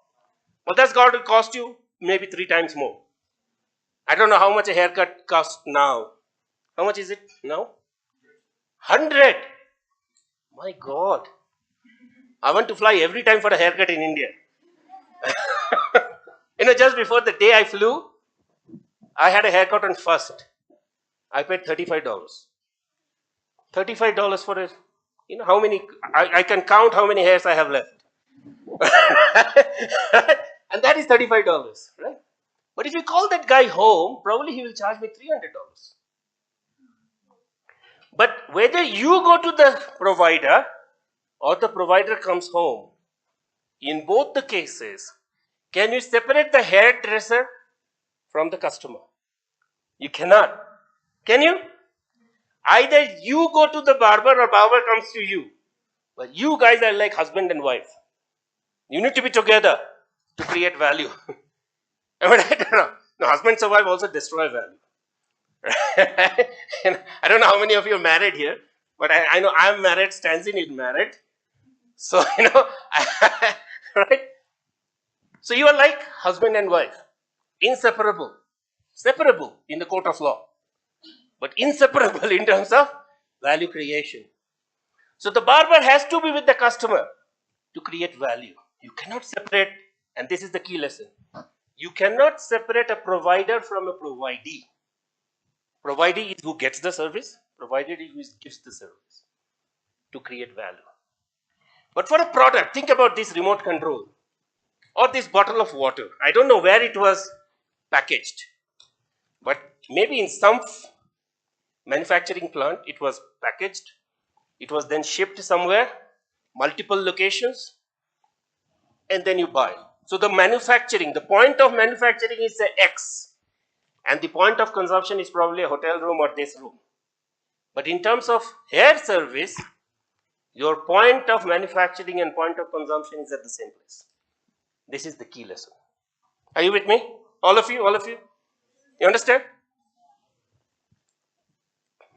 Last one, perishability. Think about this water. And that's the beauty of any product. What is the beauty of a product? Products are perishable. Right? You can store the products, but there will be somewhere there is an expiry date. So it's in the warehouse, it comes to you. You can create an inventory of products. So those who study commerce, they will learn inventory management somewhere. But can you create an inventory of services? Think about it. Say suppose this is my classic example, hairdressing. Let's move to a girl who goes to a hairdresser. Who wants to volunteer? Anyone wants to volunteer? Be the first mover in life, Be the first mover. Yeah. आप hairdresser के पास जाते हो? Do you go to a hairdresser? You go to a hairdresser. Now, can your hairdresser create an inventory of hairdressing and say whenever your name? Oh, I forgot, you're Padma 2, right? Okay. So Padma 2 needs a hairdressing service, say, in the month of June. And you go in your room, and from the locker you take the hairdressing service and use it on your head. Can you do that? You cannot. But if you want to drink water, you can store it in your kitchen cupboard. Whenever you are thirsty, you go and get it and drink it. That's the critical difference between a product and service. It is very hard to create, and I'm using my words very carefully. It is very hard to create an inventory of services. You can create inventory. Like today, teaching inventories are created, right? People record lectures and put it on the web platform. But it's not typical product type of inventory, right? It has to be, otherwise it is perishable. Like when I was coming from Delhi to Leh, half of the plane was empty. It's the critical challenge for any service provider, matching the supply and the demand. The supply is a full service, like probably 300 seats. Probably 120 or 30 was still vacant, right? Same in hospitals, same in hotels. There's always like 300 bed hospital. You don't have 300 patients all the time. Sometimes you have more patients, sometimes you have less patients. Because you can't create an inventory of service that whenever there is a high demand of patients, I give them healthcare service. No, it doesn't happen like that. Service needs to be done then and there. So remember this IHIP. This is the acronym IHIP. I for intangibility, H for heterogeneity, inseparability, perishability. Now before the lunch break, there is one more thing and then we can take a lunch. Is that alright? Then it completes the full circle, okay? Now before we move on, any questions on this so far?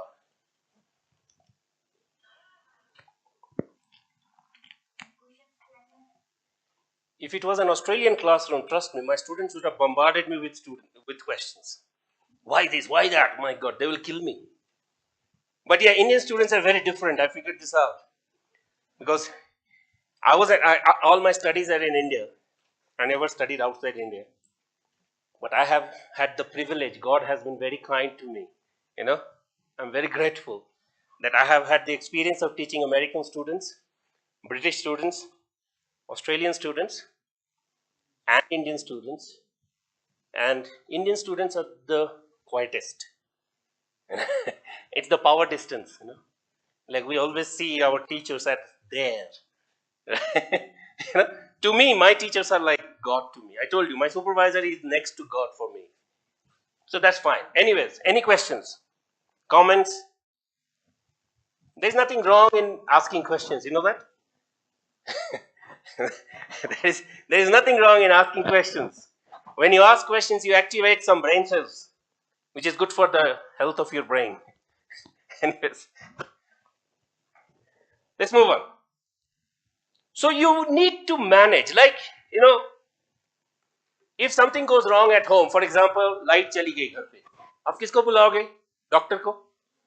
तो electrician को बुलाओगे, right? If plumbing is not working, say tap is not working, you're not calling electrician, you're calling a plumber. And when you have an electrician or a plumber, they always come with a tool kit. Have you seen? सबके पास एक बक्सा होता है, उसमें उसके औजार होते हैं. वो जब आता है वो अपना बक्सा पेटी खोलता है और अपना सर्जरी शुरू करता है. Like that, when you want to manage services, you need a toolkit. As a manager, you need toolkit. Not like an electrician, not like a tool, like a plumber, but like a marketer.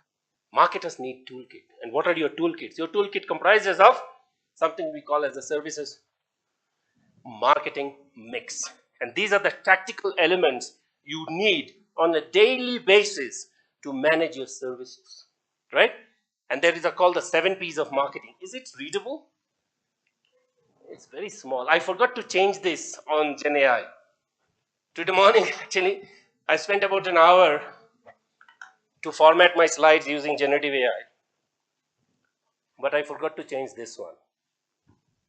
Anyways, I will update it. So there are 7 of these. Product, place, price, promotion. These are the traditional. So when you are managing a product, for example, I asked this question, pure product, say salt. You know? So when you are marketing salt, what do? I remember this tagline. Because whenever I'm in India, not only India, even in Australia, I watch a lot of Indian news or Indian channels. So I have a special satellite thing, and I see this brand, Tata Salt. What is the tagline? Tata Salt का tagline क्या है? देश का नमक. Bingo.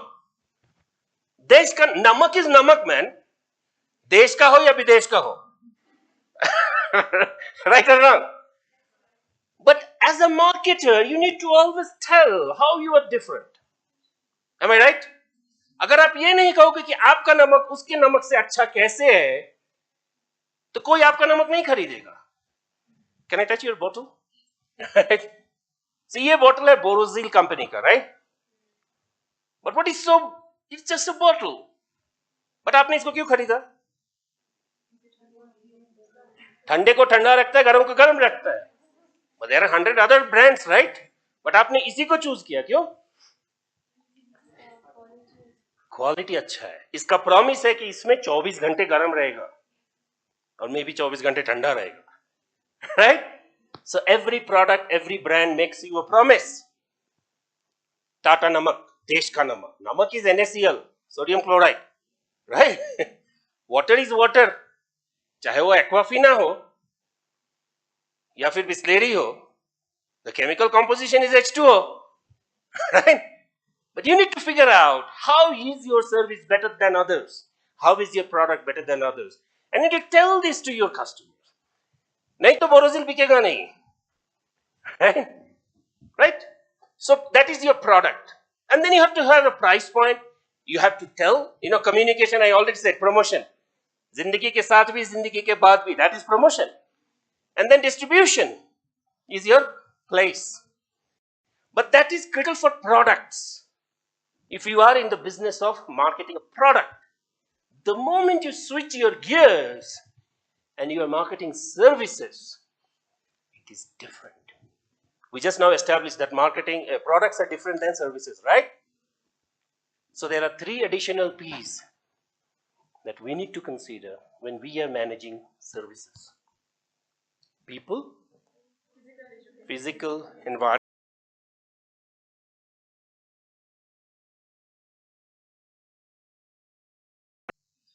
people. I can't emphasize it enough, right? If you got to say, I don't want to discriminate, but I will never travel in Air India anytime sooner in my life. Not because it's 2.5 hours late. That's only the functional part. But also the people element. Ladies, excuse me, okay? This example is served by old ladies. Do you understand what I mean? You travel in any other airline company, the ladies who serve you are young,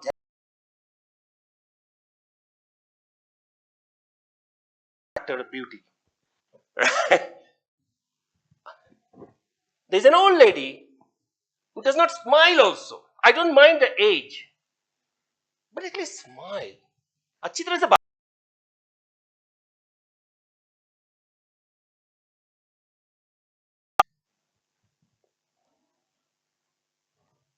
How was your experience? Do you want to go back to the dentist? No.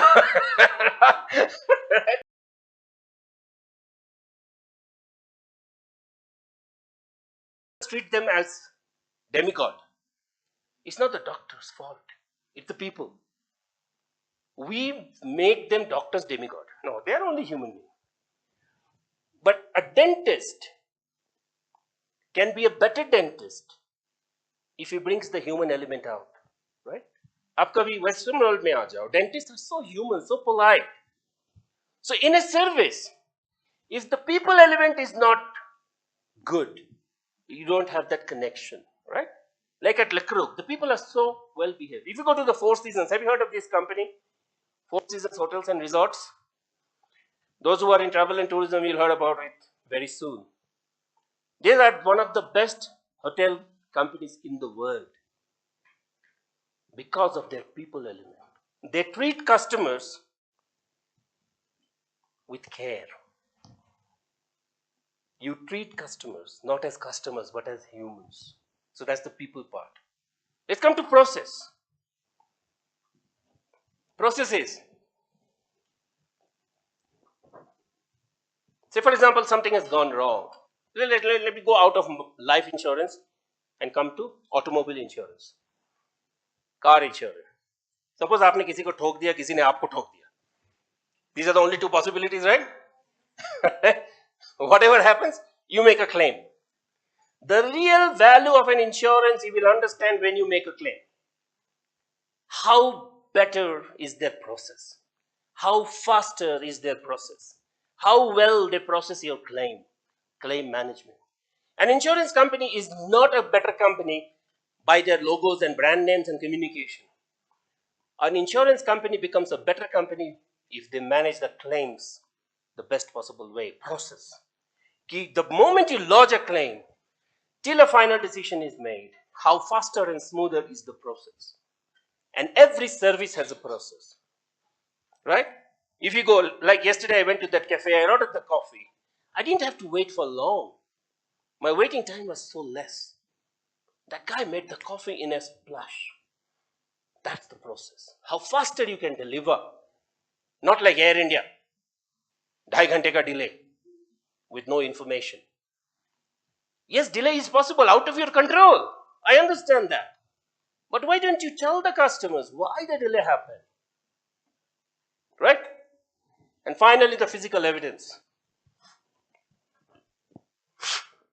Any questions on this so far?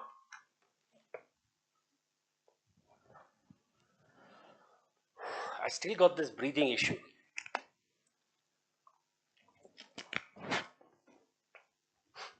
What do you mean by physical evidence?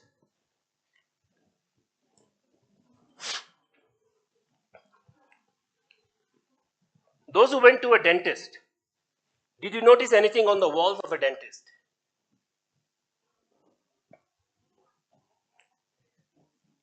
Those who go to a hotel for a stay, do you notice anything at the reception? You have to go to 4-star, 5-star and above. Some 3 stars do a good job also. But do you notice anything when you walk at the reception desk and you want to check in? Check-in process is also a key. Like I was in India in January and we were staying in a hotel called Ashoka. It's the first government funded, a government started this 5-star hotel. We are waiting to be checked in. कोई बंदा आता है बोलता है, sir, can you please wait there? We'll be with you shortly. So at least somebody came to attend us. But process is like, how fast is my check-in? I've not come this far to be seated in one corner. Right? Physical evidence is what? If you go to the reception, did you find anything? Did you notice? Do you notice anything in life? Anybody, anything notice at the reception of any hotel, good hotel? I'm sure you have stayed at hotels. I can bet my life on it. Right? You have not noticed anything? I don't blame you. I have a son of your age sometime. You know, my son is in 3rd year engineering. So close to your age. Right? So I know your attention span is very less. Now, I'm not criticizing you. I deal with it every day at my home. One thing you will notice, the higher up you go in the hotel, the better designed the reception is. You see paintings on the wall, you see greenery, you see pottery, you see beautiful plants. Sometimes you see in the middle there is a jar with real flowers, not plastic flowers. Right? Plastic flower is a thing here. Whichever monastery I have gone, I have seen plastic flowers. It's a thing here, right? But if you go, you see the decor is taken care of. That decor is very critically choreographed, purposely designed. Why? And this is called physical evidence. Right? This is called physical evidence. जो आपको दिखता है, it must be attractive. You have paid a premium, not just for a bed. You have paid a premium for everything else in the hotel. It makes sense? जब आप phone करोगे, somebody must attend to your phone.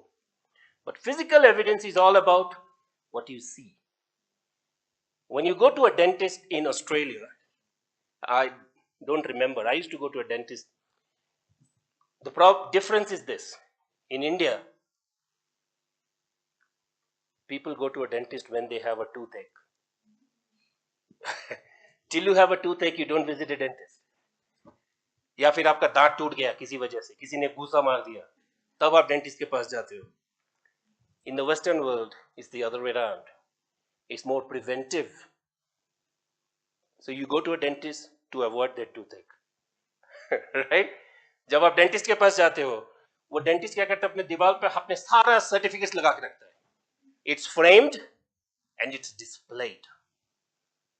And जब वो आपको लिटाता है, have you sat on the dentist chair? What do? They'll put a सो जाओ. You don't सो जाओ, you just lie down, right? And you see the ceiling.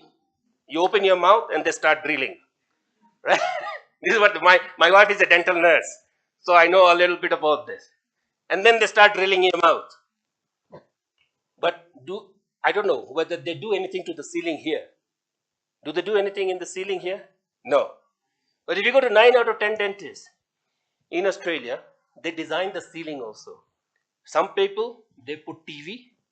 Some people, they put some green music and greenery in the screen. Some people do beautiful design, which is good for your eyes. It's physical evidence. Why? Sorry? Yeah, go ahead, speak. Be the first mover. Yeah, लोग शर्माते बहुत हैं. Let's speak up. Say it again. Distraction from what?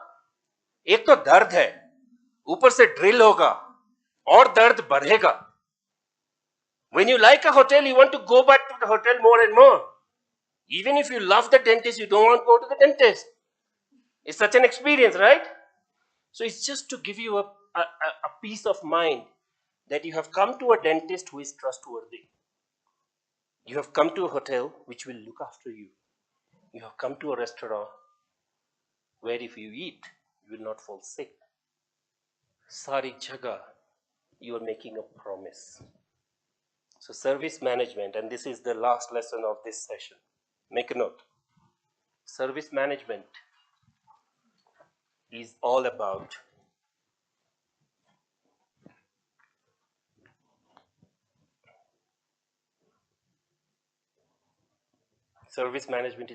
promise management.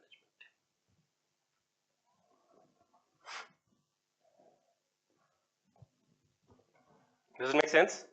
It's about promise management. And this is not my statement. This is the statement of one of the greatest service scholars still alive on this planet, Christian Gronrus. I'm a close follower of this great professor. So the bottom line is, every service is a promise. And if you have made a promise, you better keep the promise. Does it make sense?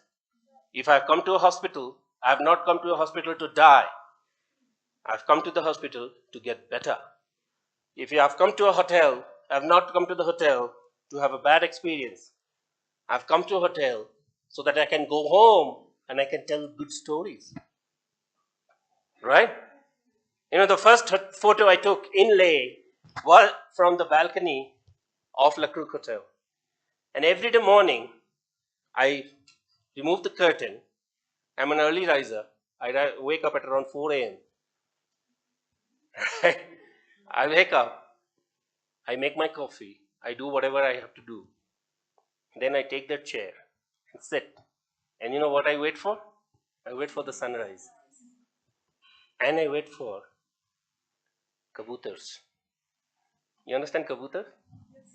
Those pigeons. There are 3 pigeons which come every day morning on my balcony. They play, they run around. I have my coffee. And this is the story I'm going to tell when I go home about Lakrook. It's the balcony of the Lakrook that is close to my heart. Right? So if you keep that promise, customers will go back and tell these stories. And next time when someone comes, you will be on the top of their choice list. Hey, let me give Lakrook a gift for their money, right? They have done so good to Sanjit. Probably they will look after me also, right? And then when I had dinner yesterday night, beautiful food. That's another thing. Functional value, right? So as a service provider, please remember, it's like human-human relationship, you know? So my wife is my partner for last 25 years. I've known her, right? And it's like once you promise, you keep it with your life. This is not only human-human relationship, it's also company and customer relationship. As a service provider, you have made only one promise. What is that one promise? You have come to me, I will serve you, whatever it takes. Thank you very much. Let's go for lunch. Thank you.